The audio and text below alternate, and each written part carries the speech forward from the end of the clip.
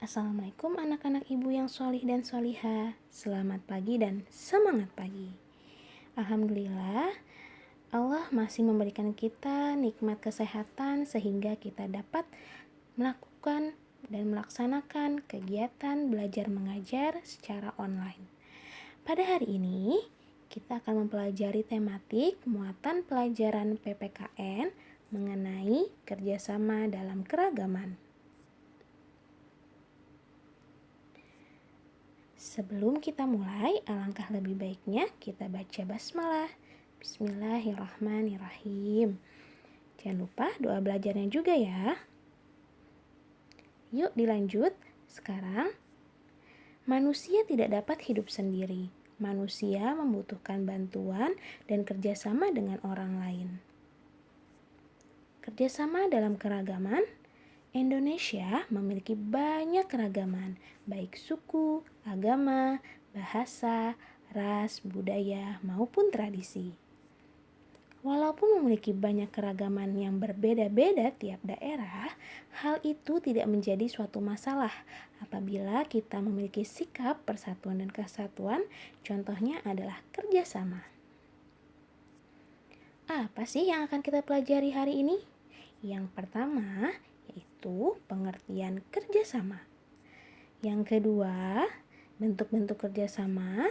Dan yang ketiga adalah manfaat kerjasama. Yuk, kita lanjut. Apa itu kerjasama? Kerjasama adalah kegiatan yang dilakukan oleh beberapa orang untuk mencapai suatu tujuan tertentu yang telah disepakati bersama.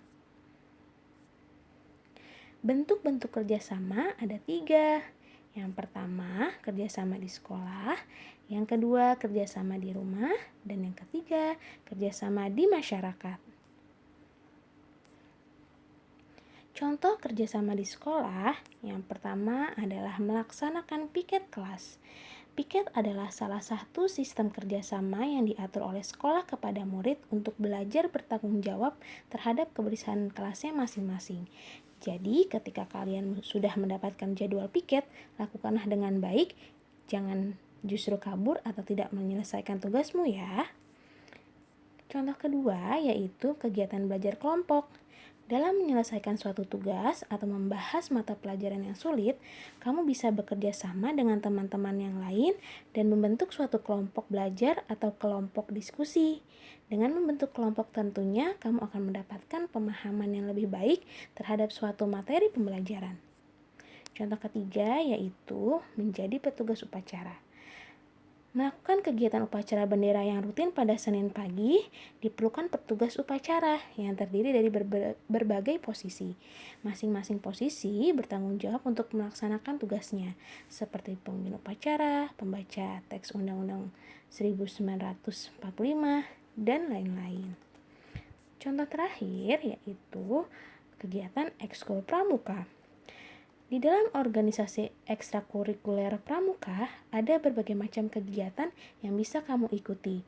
Dan umumnya, kegiatan tersebut dilakukan secara tim dan membutuhkan kerjasama yang solid antar anggota.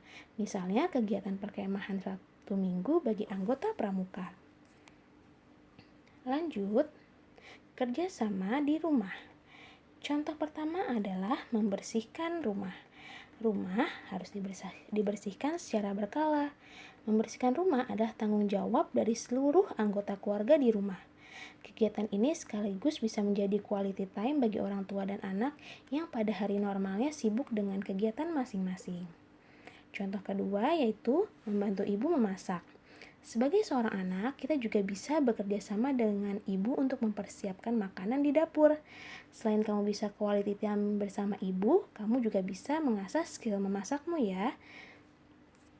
Kemudian contoh ketiga yaitu membersihkan kamar tidur. Kamar sejatinya adalah tanggung jawab pemiliknya, baik dalam kebersihan, kenyamanan, dan keamanan di dalamnya. Namun, ketika pemilik kamar terdiri dari beberapa anggota keluarga, maka kalian bisa bekerja sama untuk membersihkan dan mendesain kamar senyaman mungkin, sehingga menjadikan hubungan saudara kalian semakin kompak. Contoh terakhir yaitu kegiatan arisan keluarga. Dalam ruang lingkup keluarga, seringkali dilakukan arisan keluarga atau kegiatan kumpul bersama yang melibatkan seluruh anggota keluarga besar. Arisan keluarga tentunya dapat mempererat tali silaturahmi, juga menjadi kegiatan kerjasama setiap anggota keluarga di dalamnya. Lanjut, contoh kerjasama di masyarakat. Contoh pertama adalah kerja bakti. Salah satu ciri dari masyarakat yang aktif adalah terlaksananya kegiatan kerja bakti secara rutin yang dilakukan pada akhir pekan. Kamu harus bisa bekerja sama dengan tetangga untuk membersihkan halaman di sekitar, saluran air atau drainase, membersihkan rumah ibadah, dan berbagai kegiatan sosial lainnya. Contoh selanjutnya yaitu ronda malam. Ronda malam dilakukan untuk meminimalisir atau mengurangi terjadinya tindak kriminal pada malam hari di mana orang-orang beristirahat dan tidur. Ronda malam menjadi kegiatan kerjasama antar tim yang biasanya sudah ditentukan dengan sistem piket. Lanjut, yaitu gotong royong.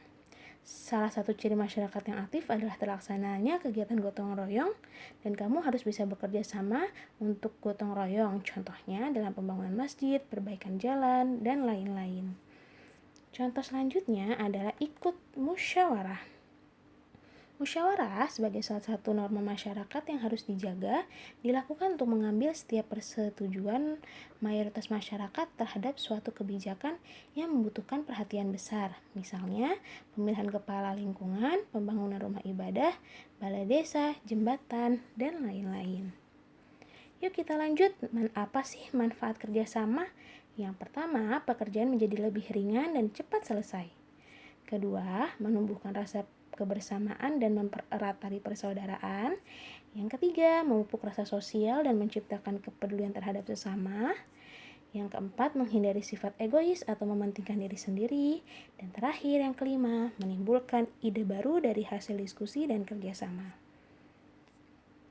Tugas kalian hari ini yaitu baca dan kerjakan tematik 4A, indahnya kebersamaan, halaman 47-48. Kerjakannya di buku tulis tematik kalian ya. Semoga kalian bisa memahami materi hari ini dan bisa kalian terapkan pada kehidupan sehari-hari kalian. Apakah kalian sudah bekerja sama dengan baik di lingkungan rumah, sekolah maupun masyarakat? Semoga tentunya sudah bekerja sama dengan baik ya. Terima kasih dari Bu Nida. Semoga kalian tetap semangat dalam belajar. Wassalamualaikum warahmatullahi wabarakatuh.